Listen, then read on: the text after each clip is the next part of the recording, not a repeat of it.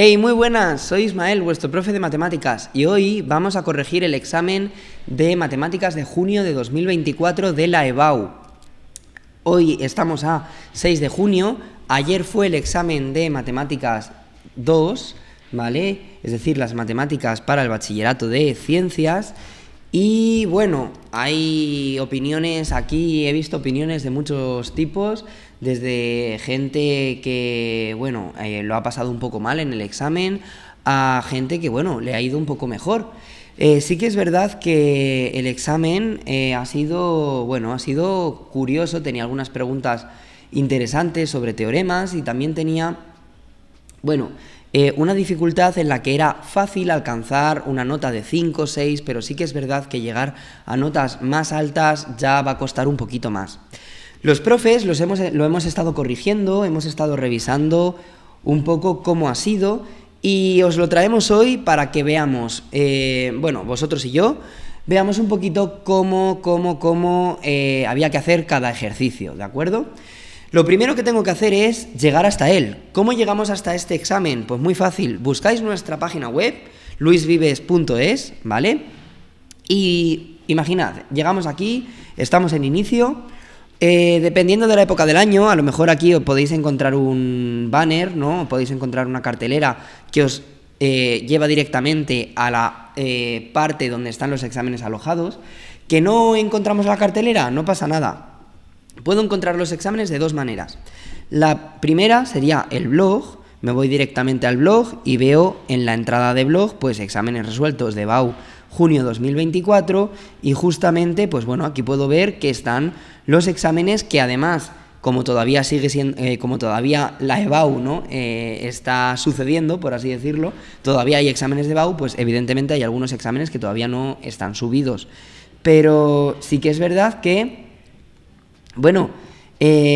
ya veis que ya poco a poco vamos subiendo PDF de todos los exámenes con la solución y además una explicación en vídeo para que si estáis con ese gusanillo que se queda después de los exámenes de BAU en el que no sabes si he aprobado o no, pues podáis meteros y ver qué tal ha sido.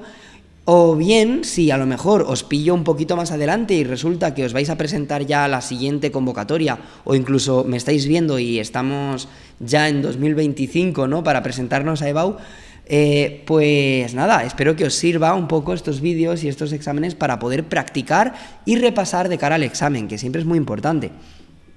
¿Qué pasa si no encuentro la entrada de blog? Vale, pues me puedo ir a recursos y en la pestaña de recursos es muy interesante porque siempre vais a encontrar modelos de examen y vais a encontrar exámenes resueltos. Aquí en los exámenes resueltos podéis encontrar desde junio de 2015 exámenes resueltos de EBAU. ¿De acuerdo? Yo me iría, por ejemplo, a junio de 2024 y pincharía en el examen de matemáticas y ya pues me lleva directamente al visor de PDF de mi elección y ya puedo comprobar bien el examen, ¿no? No tengo ningún problema. Importante, esto yo creo que se ve bien, iba a ampliarlo un poco, pero yo creo que más o menos está bien, creo que es visible. Vale, vamos a comentar un poquito el examen, ¿vale? Yo personalmente, ¿qué opciones habría hecho? Yo aquí la verdad es que habría hecho o bien la opción A completa, o bien habría intercambiado el ejercicio de geometría de la opción A con el ejercicio de álgebra de la opción B, ¿de acuerdo? Teniendo en cuenta que en junio de 2024 se permitía hacer esto, ¿vale? Si alguien me está viendo en otras fechas, como por ejemplo 2025 en adelante, debe tener en cuenta que puede ser que el modelo de examen haya cambiado o que la normativa haya cambiado, ¿vale? Es importante que nos ciñamos a la normativa de cada año, pues este año, en 2024, nos permiten no hacer opción A o opción B, sino que puedo hacer algunos ejercicios de la opción A y algunos ejercicios de la opción B. El famoso modelo COVID que lleva implantado pues precisamente desde el confinamiento que tuvimos en 2020.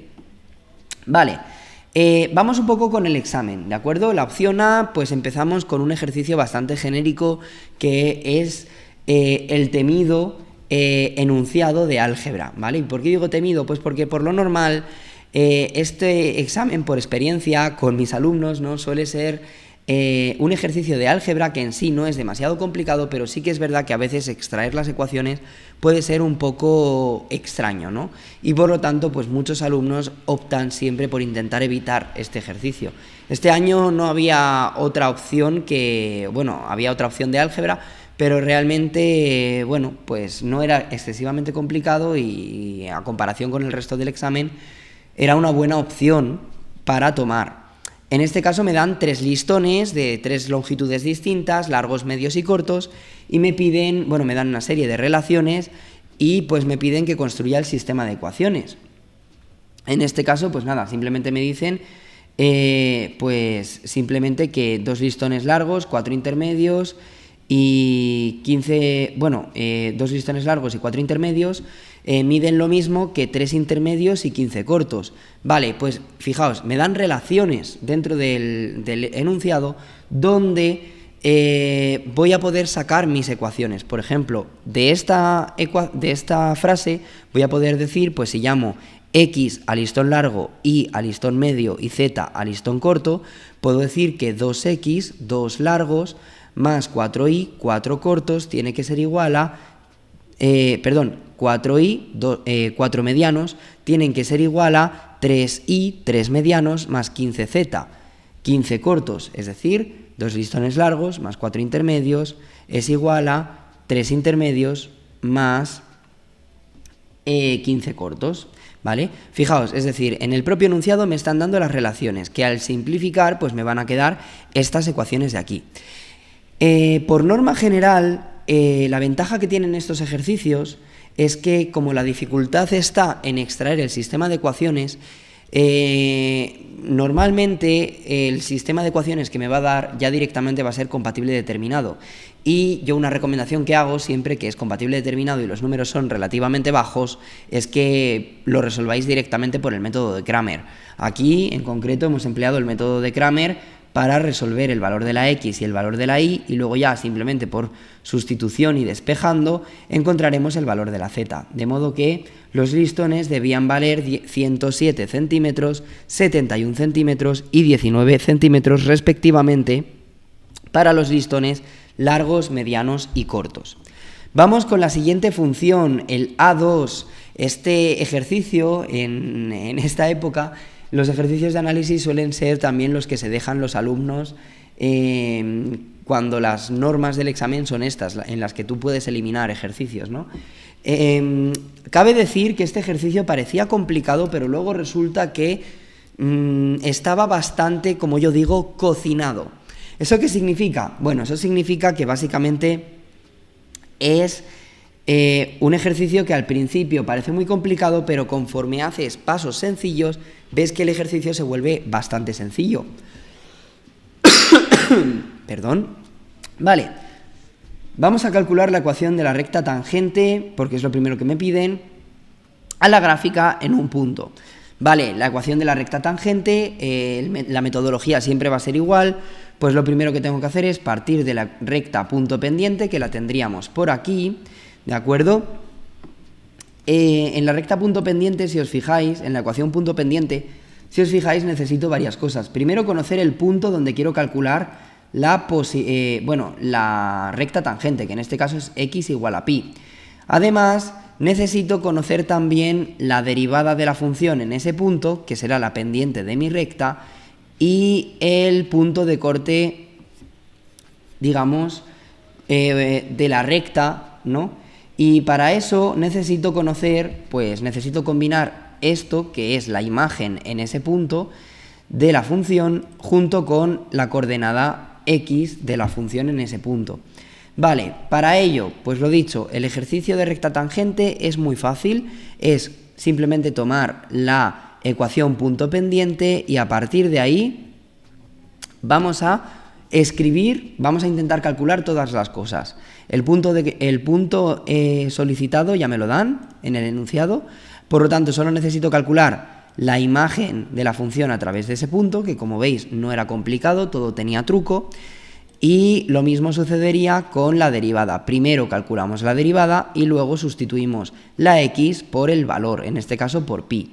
Ahora que ya tenemos los dos valores, simplemente sustituimos en la ecuación que yo he escrito al inicio y despejamos. De esta manera me queda la pendiente, que coincide justamente con la derivada, y el punto de corte con el eje de ordenadas, que en este caso es una combinación, como ya he dicho antes, de la imagen con el propio punto, ¿de acuerdo?, que surge a la hora de despejar. En la parte B me piden demostrar cosas, me piden demostrar que la función tiene al menos un punto con derivada nula dentro de un intervalo y me dicen por qué teoremas tengo que hacerlo. Primero vamos con el teorema de Rolle. En el teorema de Rolle necesito que la función sea continua y derivable. Como es un polinomio, eso ya lo tengo seguro. Las funciones polinómicas son continuas y derivables en todos los reales. Además, necesito que la imagen en los extremos del intervalo sean iguales. Por lo tanto, yo tendré que comprobar que f de menos pi y f de 0 tienen que darme el mismo valor, que simplemente es coger esta función y sustituir la x pues por menos pi y también por 0. Acordándome siempre de cuidado a la hora de elevar el menos pi a un número, porque no es lo mismo que esté entre paréntesis a que no.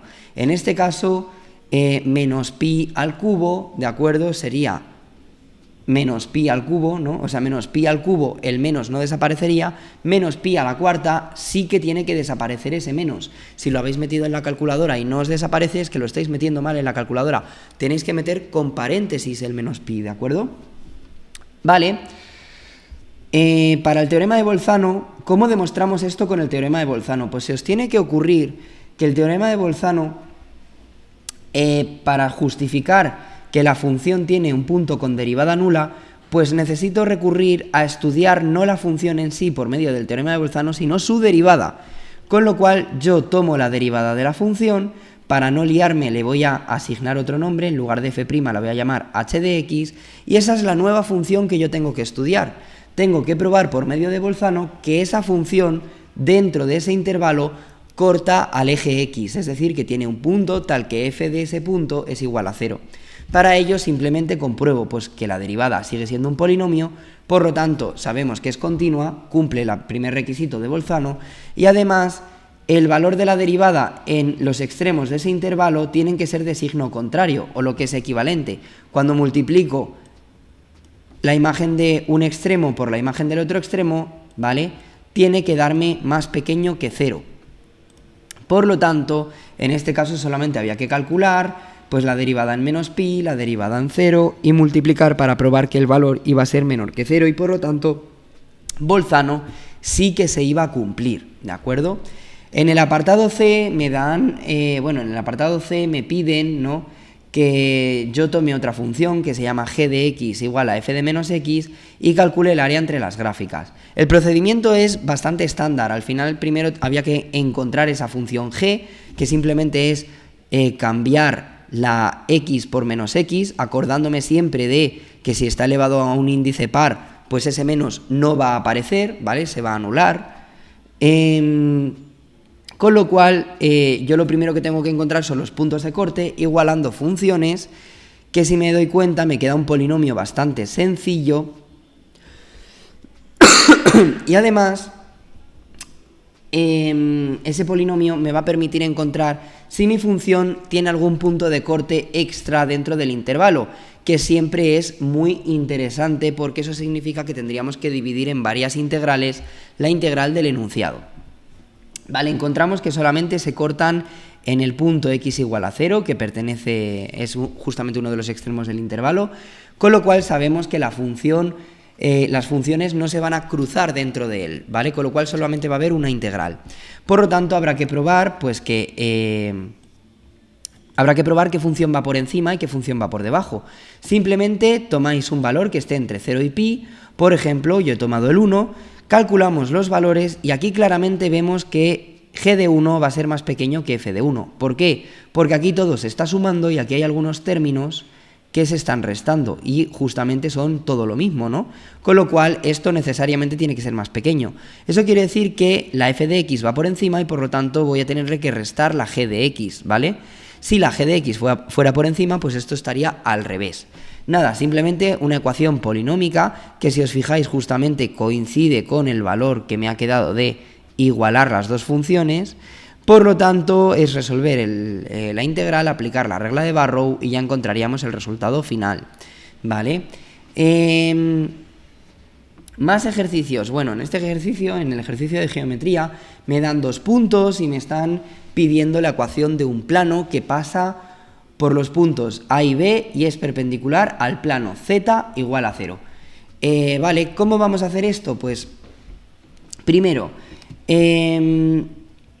para empezar voy a necesitar sacar el vector AB 100% seguro, ¿vale? Vamos a necesitar trabajar en geometría, siempre intentar trabajar con vectores, puntos, etcétera. Entonces, primero hay que sacar vectores. ¿Qué vectores voy a sacar? Pues voy a sacar el vector que une los 2 puntos y el vector perpendicular al plano Z igual a 0, que es el 0, 0, 1. Acordaos que siempre son los numeritos que están asociados a mis variables. Si no aparecen es que tienen un 0. Como no aparece la X y la Y, pues tenemos un 0 en la X, un 0 en la Y. Como aparece solamente una Z, pues tendremos 1Z, es decir, 1. ¿Qué ocurre? Que en este caso, como me piden plano que pasa por los puntos A y B y es perpendicular a este, pues básicamente yo sé que a efectos prácticos el vector AB está contenido dentro del plano. Como tiene que ser perpendicular al plano Z igual a 0, eso significa que el vector perpendicular al plano que a mí me dan, ¿vale? El vector perpendicular al plano que a mí me dan va a ser el vector normal al plano que a mí me piden. ¿De acuerdo? Con lo cual, con el producto vectorial puedo encontrar directamente el vector normal del plano que a mí me están pidiendo y ya lo tendría por aquí. Ya simplemente tendría que sustituir con uno de los puntos, el que a mí me dé la gana, podría ser el A o el B, porque el plano pasa por ambos, y sustituyendo ya encontraríamos el valor de D y habríamos terminado, ¿vale? En el apartado B es un poquito más complicado. El apartado B, a mí personalmente lo veo complicadete, lo veo difícil. No creo que todo el mundo haya sabido hacerle. En este caso, partamos siempre de algo que os tendrían que haber enseñado en bachillerato y espero que os lo estén enseñando si estáis cursándolo ahora, espero que os lo hayan enseñado si ya os habéis presentado a la EBAU o estáis presentándoos ahora mismo, que es básicamente la idea de combinación lineal de vectores y espacio vectorial o base vectorial, mejor base vectorial que espacio vectorial realmente. Vale, la idea es que en este caso me están diciendo, bueno, quiero encontrar ecuaciones de 2 rectas paralelas, es decir, 2 rectas que tienen que ser paralelas entre sí, y que estén en el plano x más z igual a 1 y que su distancia entre ellas sea 1. Y eso es lo importante, que la distancia entre ellas sea 1. ¿Por qué? Porque si esto no estuviera, el ejercicio sería muy sencillo, sería bastante estándar y todo el mundo que se vaya a presentar a la EBAU debería de saber hacer este ejercicio sin que te digan tales que la distancia entre ellas sea igual a 1. Ahora, como ya ha caído este ejercicio, evidentemente todas las promociones futuras y todas las convocatorias futuras deberías de saber hacer esto. ¿Cómo lo hacemos? Bueno, la idea es encontrar primero una base del espacio tridimensional, ¿vale? Para ello nos vamos a valer de lo siguiente, pues el vector perpendicular al plano que a mí me están dando es el 1, 0, 1. Y sabemos que, claro, ese vector, ¿no?, es el perpendicular a este plano. Por lo tanto, los otros 2 vectores de mi base en el espacio tridimensional tienen que pertenecer al plano y formar, por lo tanto, una base de ese plano. Eso quiere decir que cualquier otro vector que pertenezca a ese plano va a poderse construir a partir de esos 2. Y eso es lo que hacemos. ¿Cómo encontramos entonces a partir de un vector otro? Pues simplemente intento buscar, en este caso, uno que sepa que su producto escalar me vaya a dar 0. En este caso era bastante sencillo, ¿no? Simplemente era cambiar el 0 por un 1 en cada una de las coordenadas y ya tenía un vector perpendicular y por medio del producto vectorial ya encontraba el tercer vector. Eso implica que los vectores 1, 0, menos 1 y 0, 1, 0 pertenecen a mi plano y forman una base del espacio de ese plano. De modo que un vector genérico era una combinación de esos vectores y por lo tanto era el vector AB menos A, ¿vale? Ahora simplemente utilizando la fórmula de distancia entre recta y plano podíamos despejar una relación entre los valores de A y de B, ¿de acuerdo?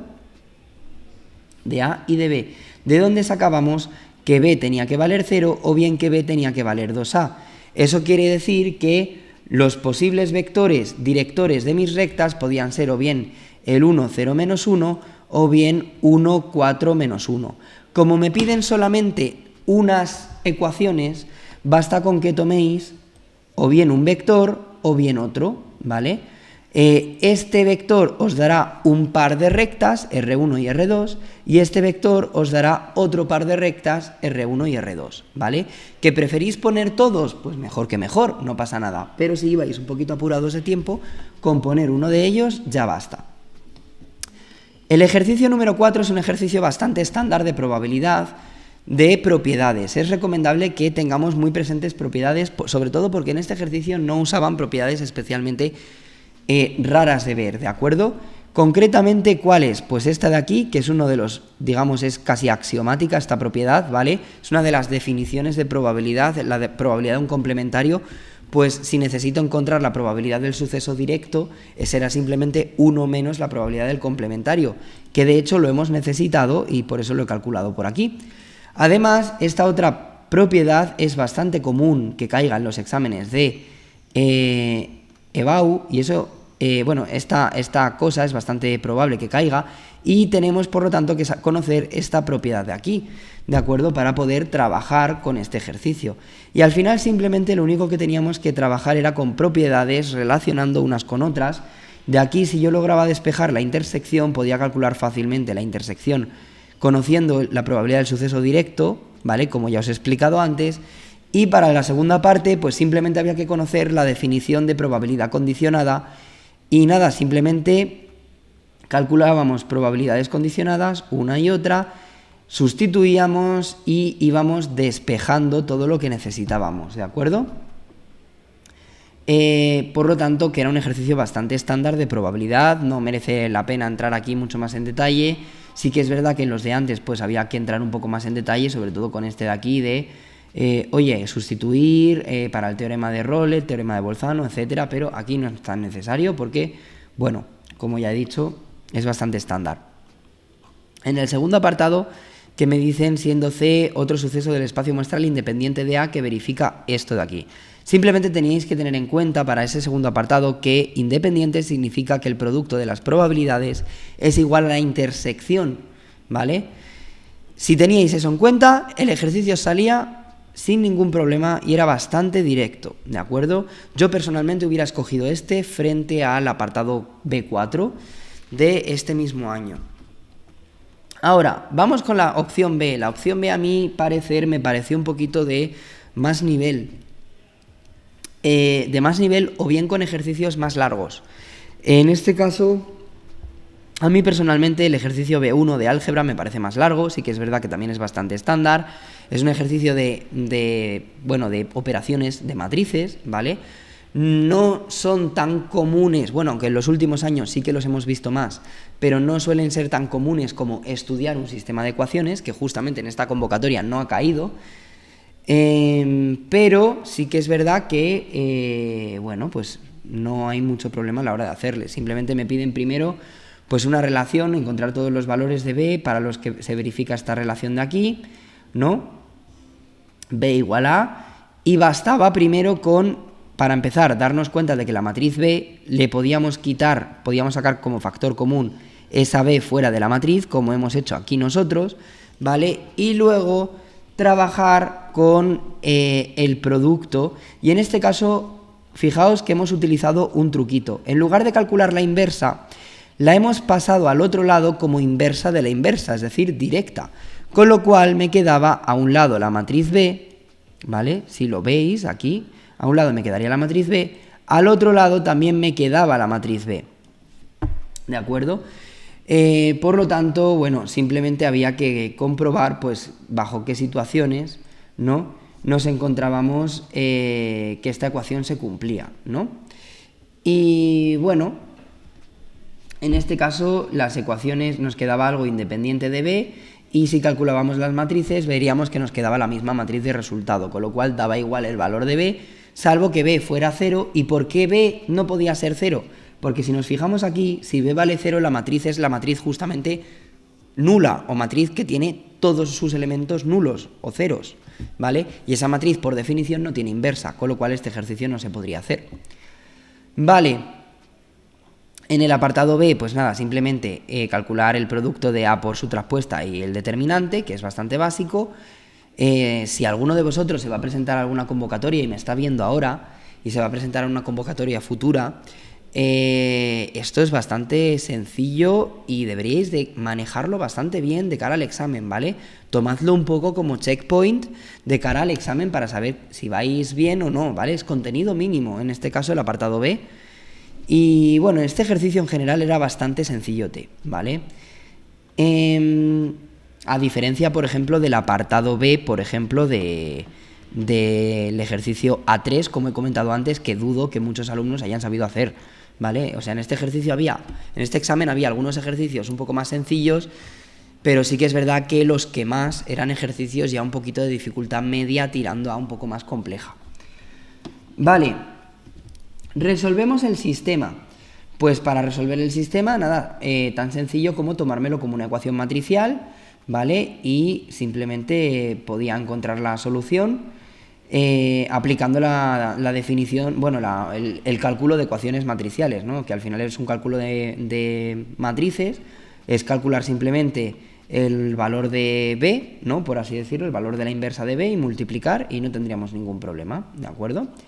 Además, en este caso, tened en cuenta que no hacía falta incluir, digamos, el valor del parámetro B, ¿vale? No os lo iban a pedir en este caso, porque me pedían, pues simplemente, no sé si no me lo pedían para ningún valor, pues simplemente especificábamos y ya está. Vale, en el ejercicio B2, pues nada, tenemos una integral bastante estándar, también es una integral por partes, que de nuevo yo personalmente, pues aquí a lo mejor podía ser intercambiable, lo único que el límite que viene después ya es un poco más problemático y algunos alumnos han podido pinchar aquí, ¿no? Al final es un poco más complejo este límite, pero bueno. La integral es una integral por partes, bastante estándar. Tened en cuenta que tenéis que seguir, acordaos lo de Alpes, ¿no? Lo que elijo para derivar es lo que va antes en la palabra Alpes. Pues en este caso, antes, en la palabra Alpes va la L antes que la P, es decir, voy a derivar el logaritmo antes que el polinomio, con lo cual el logaritmo será el que elija para derivar y el polinomio será el que elija para integrar. Y nada, igual se resuelve por medio de la fórmula de integral por partes, se aplica la regla de Barrow y encontraríamos la solución rápidamente. Ahora, el límite. ¿Este límite cómo lo podemos resolver? Este límite es un límite de tipo 1 elevado a infinito, ¿vale? Tenéis que tener cuidado con el tema de seno, coseno, tangente, ¿vale? Tenéis que manejar esos términos de cara a EBAU sin ningún problema, ¿vale? Los términos geométricos, trigonométricos, tenéis que manejarlos bien. Es decir, tengo que saber cuánto vale seno de pi medios, coseno de pi medios, de pi cuartos, de pi sextos, ¿vale? Eso lo tengo que conocer algunos ángulos básicos, ¿vale? Si no, bueno, siempre podéis recurrir a la calculadora, pero por si acaso, mejor intentar que la calculadora sea más bien una herramienta que un salvavidas, ¿de acuerdo? O sea, una herramienta que te ayude a ir más rápido, a que a lo mejor si la operación es muy larga, pues intentar, la metes en la calculadora y así evitas, ¿no?, tener que hacerla tú, pero que no sea un salvavidas, que no estéis dependiendo 100% de que tengáis calculadora. ¿Por qué? Porque si vais así de cara al examen, lo más probable es que ya vayáis más nerviosos, vayáis muy inseguros, no os dé tiempo a hacer el examen, perdéis tiempo en andar repasando mucho más con la calculadora. Entonces, si lleváis un buen cálculo de base, el examen es bastante más rápido, ¿de acuerdo?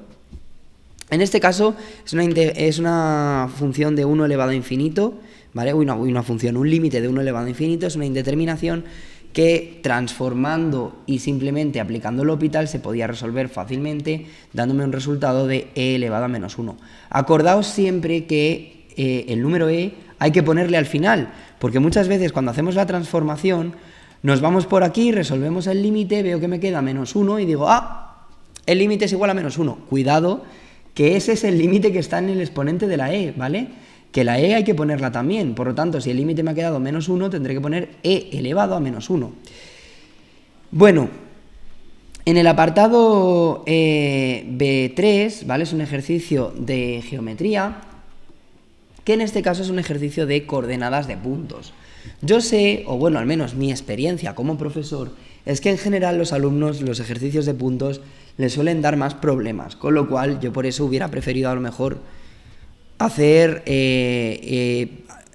la cara A, intercambiar el ejercicio de álgebra en lugar de por el ejercicio de geometría, en lugar de por el ejercicio de álgebra de la cara B, aunque fuera un poquito largo, pero bueno. Vale. Me dicen, en una impresora 3D se le suministraron ayer coordenadas de 4 vértices de un tetraedro sólido, el cual construyó al momento. Conocemos 3 de esos vértices y necesitamos calcular el valor del cuarto vértice. Vale, pues me dicen, a partir de la cantidad de material utilizado, me dan información acerca del volumen y también me dan información acerca de la longitud, también me da información acerca de la longitud de sus aristas, en concreto de que nunca va a superar la altura de mi impresora, ¿no? Porque básicamente la impresora no puede construir más para arriba. Me pide determinar los valores de A. Pues en este caso es bastante sencillo porque simplemente habría que calcular los vectores, calcular el volumen, igualando el volumen, encontraríamos diferentes valores, ¿no? Encontraríamos A igual a 3 o A igual a 15. Pero además me dicen un dato extra, que es el tema de la longitud de las aristas. La longitud de las aristas es justamente el módulo del vector que yo puedo construir. Eso quiere decir que si yo una vez he calculado el volumen y he encontrado los posibles valores de A, porque el volumen tiene que ser 1, eso quiere decir que A tiene que cumplir que el volumen sea 1, ¿vale? El volumen, recuerdo que se calcula pues tomando los vectores, uniendo los puntos, tomando el producto mixto, y ahora que ya tengo el producto mixto, igualándolo al volumen que me han dado en el enunciado, que es 1, ¿vale? Pues si yo ya he calculado los valores de A, esos valores necesito justificar cuál de ellos es el correcto, que en este caso el correcto será el que cumpla que la arista tiene una distancia de 10, ¿de acuerdo? Vale, dado el punto Q, bueno, en el apartado, que no he terminado, en este caso calculamos que para A igual a 15 el lado es mayor que 10 y para A igual a 3 pues el lado es correcto, ¿vale? El lado es inferior a esos 10 centímetros o 10 unidades que me están diciendo de la impresora.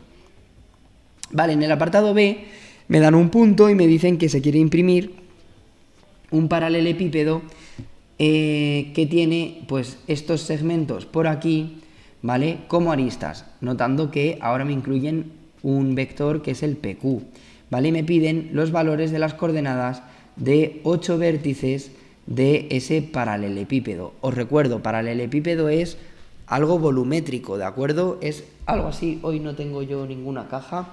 ¡Jo! ¡Qué lástima! Bueno, pues es como una caja de zapatos, eso podría ser un paralelepípedo perfectamente, ¿de acuerdo? O sea, tened en cuenta que al final es como, pues eso, una especie de rectángulo en volumen, ¿no? Un prisma rectangular o algo así. Vale, pues en este caso, nada, simplemente habría que, para extraer las coordenadas, ¿no?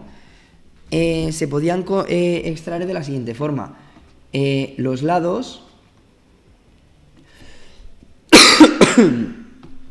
Los lados, a partir de las relaciones entre lados, podíamos decir, vale, pues como los lados tienen que ser iguales, porque un paralelepípedo tiene que cumplir que los lados tienen que ser iguales no, sino paralelos 2 a 2, eso fuerza a que los lados sean iguales por lo menos 2 a 2. Eso quiere decir que si yo comparo dos de esos lados y despejo, puedo encontrar los puntos A, B, C, ¿no? Puedo encontrar todos los demás vértices que a mí me estaban pidiendo, ¿de acuerdo? Este ejercicio es bastante estándar y de hecho, o sea, esta parte de aquí es bastante estándar y de hecho ya ha caído unas cuantas veces en EBAU en los últimos años, ¿de acuerdo? Tenéis que saber cómo se hace, simplemente es, nada, si a mí me dan un punto me dan un vector que es paralelo al vector que forma ese punto que me han dado con otro que desconozco, simplemente es igualar vectores y el vector que yo conozco pues se queda tal cual y el vector que yo desconozco, que depende del punto que quiero calcular, lo descompongo. En este caso, el vector AQ tiene que ser igual al vector P1, P2. Eso implica que A menos Q tiene que ser igual a P1, P2 y despejando de ahí la A ya habría encontrado el valor. Lo mismo con la B, con la C, y con el resto de letras, ¿no? Con la D, con la E y con la F. Vale. Por último, el temido ejercicio de probabilidad de este año de 2 dados no trucados de 6 caras, uno de color azul, uno de color rojo y con caras numeradas del 1 al 6.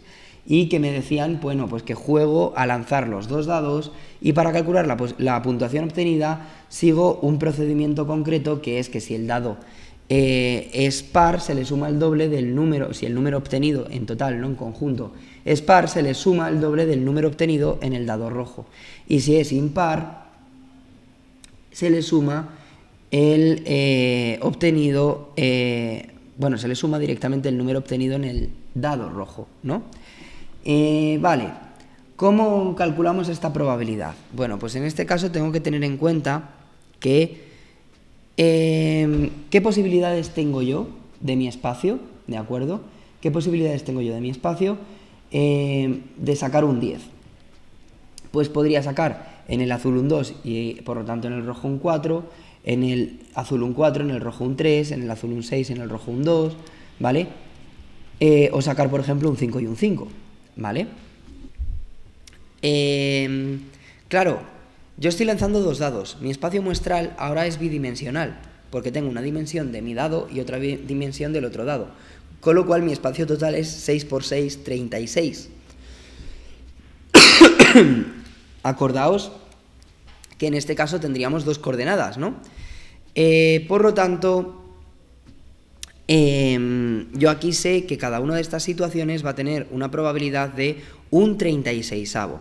Además, ¿qué me van a decir? Vale, los sucesos en sí van a ser excluyentes porque no van a, digamos que no puede influir, ¿no? Una tirada en otra, ni en un dado en otro, o sea, no hay manera en la que eso vaya a condicionar nada, ¿de acuerdo?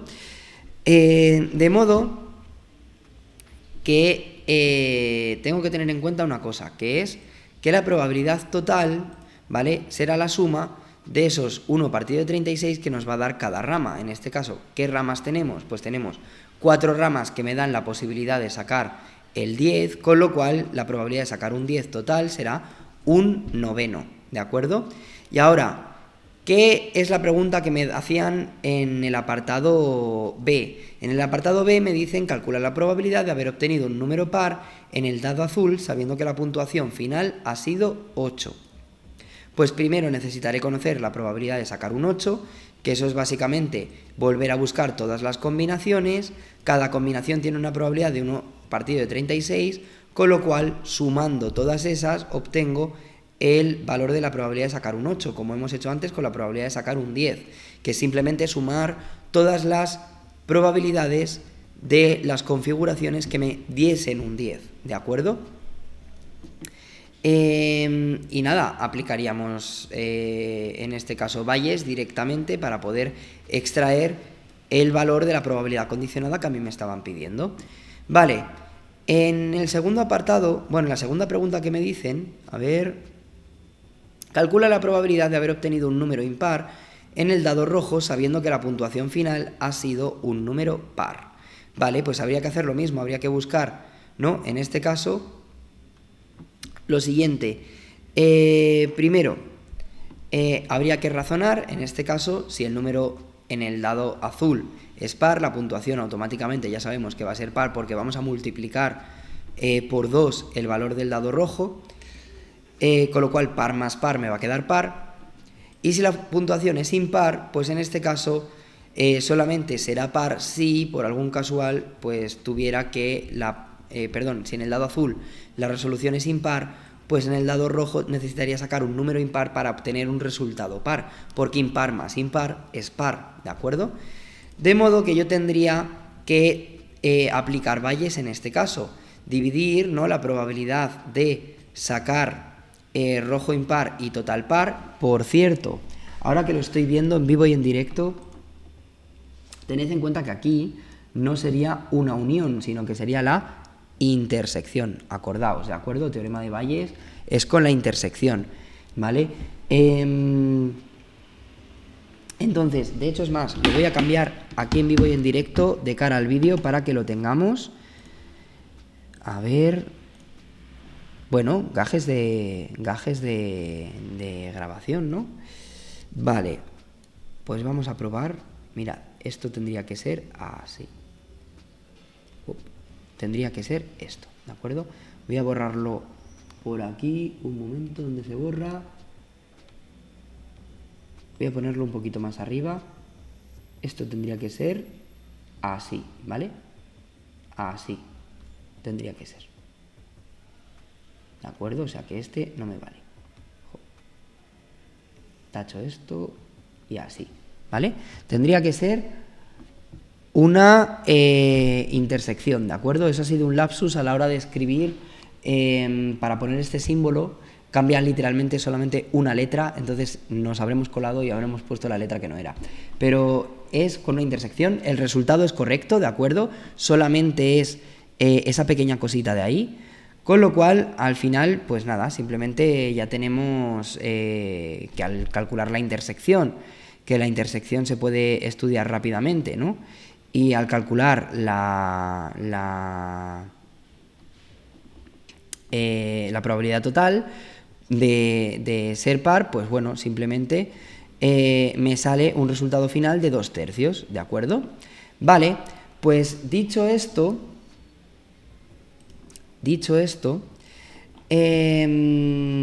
este examen era, bueno, era curioso, ¿no? Sobre todo porque en fin, tiene algunos ejercicios un poco más enrevesados, como este de aquí, que era un poco más enrevesado, y luego nos encontramos con ejercicios un poco más sencillos, como podía ser el del sistema de ecuaciones.